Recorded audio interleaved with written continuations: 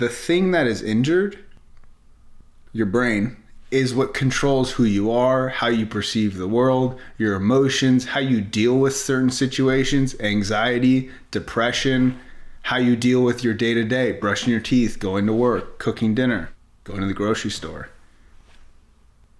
The thing that makes you who you are is actually injured. So perceiving the world around you, friendships, relationships, everything around you is a little skewed. It's a little off. It's hard to see who you are looking in, hard to evaluate how you feel, hard to evaluate anything around you, because the thing that is helping you understand what's going on is actually injured. You can't see it from the outside, but you can sure as hell feel it. I think one of the most isolating parts about a concussion and recovery from a concussion is, you know, as a competitive athlete, if someone tears their ACL, they can't walk, and you can tell they can't walk, and it's very obvious. If someone breaks their arm, they're in a cast, and you can tell. With concussion symptoms and recovery, it's all in your brain, obviously, and it's really challenging to portray that you're not feeling well, and that's really the most isolating thing, is saying I don't feel well day after day after day. I'm not sleeping day after day after day. I can't communicate with you very well day after day. You know, no one can see that you're broken, but you're really, really broken. They wheeled me into the MRI, and you know, it's just interesting. The mood was really like light. You're okay. We're, you know, don't worry about it. We're just going to check you out. And once that image came on the screen, the room got like intensely quiet, and the mood dropped, and all the technicians like stopped talking to me. And that's where like I knew what they were looking at wasn't good. It was really challenging. It was really, really challenging times, because you know, I kept kind of bringing up that, look, the doc's like, I don't feel good. I wasn't feeling mentally stable. But everything about it was, look, you're going to get better. You got a concussion, no big deal. You know, your neck's broken, we're going to heal it. Things are going to get better. But, honestly, like, things weren't getting better. Things didn't get better. Early on, when I began to experience symptoms, I knew nothing about post-concussive syndrome. I had never heard the word before. I didn't know the terminology, which shocked me, considering how many concussions that I had had already in this lifetime, and the conversations I'd had about those concussions, including as a part of the 2002 Winter Olympic Sports Department. I oversaw the publications for the Paralympic and Olympic Games in 2002 in Salt Lake City, and literally wrote the regulations in conjunction with the International Organizing Committee. None of us ever talked about post-concussive syndrome. And granted, this was in 2002, but if there was any place that conversation could have potentially occurred, I would have expected it to be at the pinnacle of sport, at the Olympic Games. My real concussion that started me on this journey was back in 2013 when I started playing college football. We got a phone call from Brett, and he called us and said, hey, just want to let you know I got my second concussion. And I'm not feeling very good, but it should be okay. Concussion was not an unfamiliar word for us, because he's been playing football since Pop Warner in 8th grade and all the way through high school. So we had a couple concussions along the way, so they were obviously remedied and he was able to play again. So it was like, okay, we'll just get over this one and move on. Coming into my senior year, I was actually nominated one of the captains of the team. We were coming in off the championship of our previous season. Everyone was super excited. We get to training camp, first day of real practice. In the warm-up tackling drills, I got hit. He wasn't looking the same. We know that when we first saw him. He's wearing sunglasses when we saw him. He wasn't feeling right. And what I saw was something completely different than what I sent to college. His whole face, his whole demeanor. This was not my kid. This was somebody else's. And although in the back of my head I felt like I could definitely get him to feel better, it was startling to see him not wanting to have a conversation. This is a very even-tempered kid who now is more volatile and irritable. He's in pain. I had a lot of the symptoms that a lot of our recipients deal with. I had severe headaches, migraines literally all day, super sensitive to light, super sensitive to sound, couldn't go in the car because I would feel absolutely sick, couldn't have a conversation more than 30 seconds, couldn't carry myself in a normal social setting because I had a hard time with connecting with the people around me. I didn't feel like myself. I felt like I was not a participant in my own life. I was viewing it through this window and life was passing me by. I had kind of a constant headache all the time and I was super irritable. I continued to feel really delayed in like any social environments. I couldn't really keep up at a table with people in multiple conversations. I got hit in a game, in a lacrosse game. I imagine retrospectively, I never recovered from, that first one and just kind of kept going in cycles of getting concussions. The second concussion I had was a car accident when I was 18. I was a passenger in a car that my sister was driving, and we rear-ended another vehicle, and I hit the dash and the windshield with my head. And then the third major concussion was a skiing accident, a high-speed collision, and I spent the night in the hospital in Germany. And when I think back about the timeline of my life and the things that unfolded in relation to those concussions, I began to understand the connection between how I went from being a top-tier student who was expected to do something big in the world because I was a go-getter. I was a type A, gregarious, outspoken, passionate kid, but the concussions that were untreated began to pile up. And by the time I was a professional skier in my late 20s doing extreme sports, I had no idea that I was at risk at that point for having had the concussions that I'd already incurred. I was a professional big wave surfer for about 10 years of my life, surfing Mavericks and surfing on the Big Wave World Tour, setting 2 world records. For me, it was just the most incredible thing I've ever done, still to this day. The mental chess game out there, the physical beauty, the rush and the zone that you get into.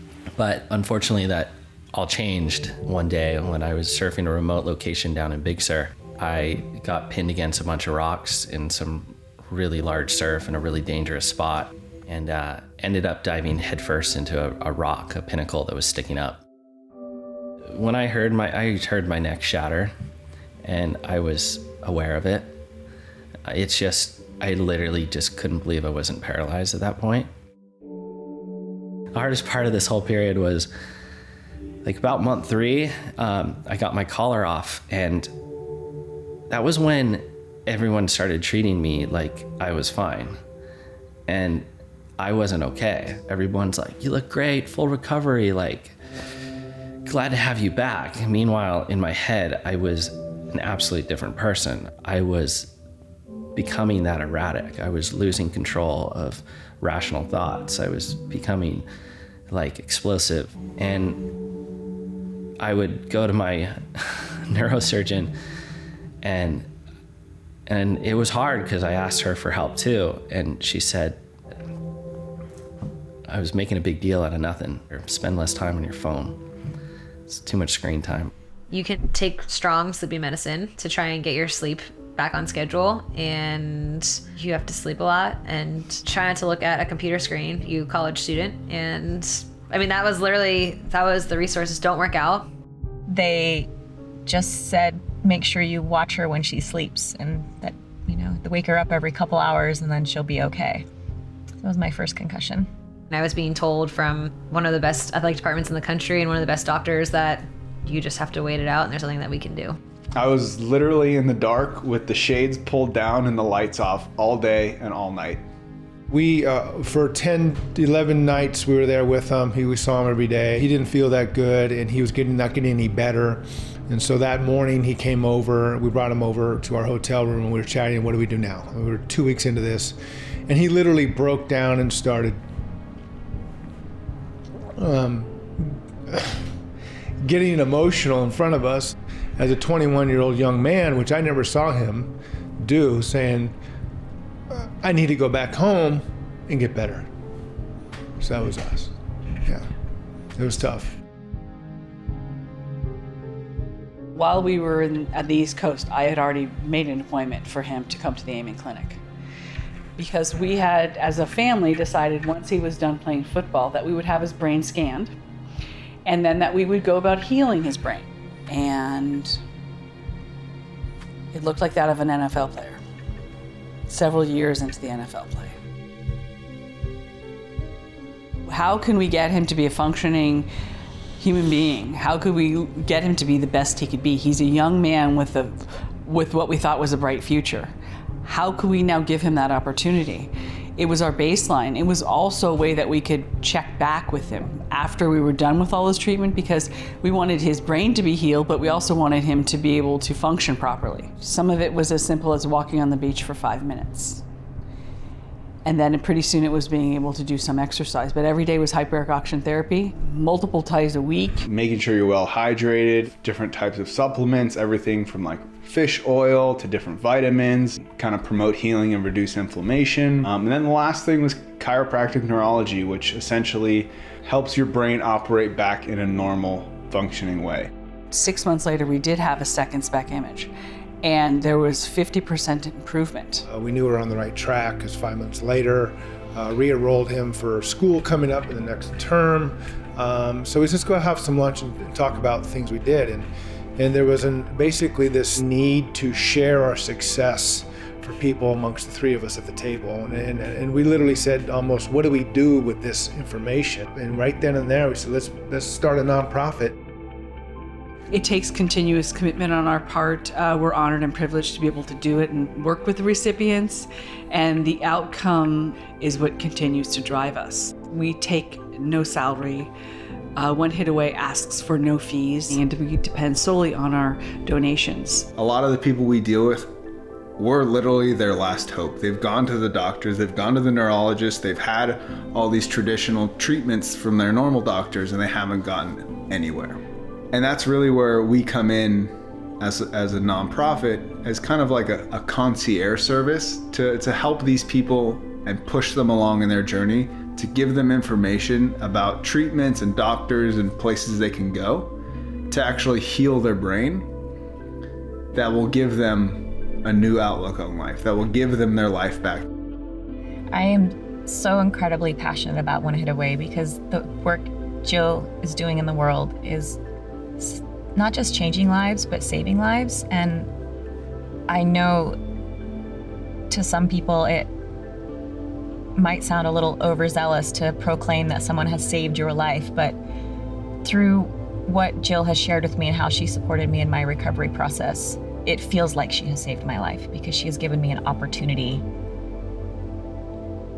to live a full life again. I think that, without One Hit Away, in the network, in the research, and the doctors who are committed to helping people who are having symptoms of brain injury, there's just no way. It's so overwhelming. And when you have those symptoms, you're in a place, you're so lost, and you're in a place of fear and isolation, and you're struggling to do your own day-to-day. And when you're struggling at that level, piecing together a recovery plan feels impossible.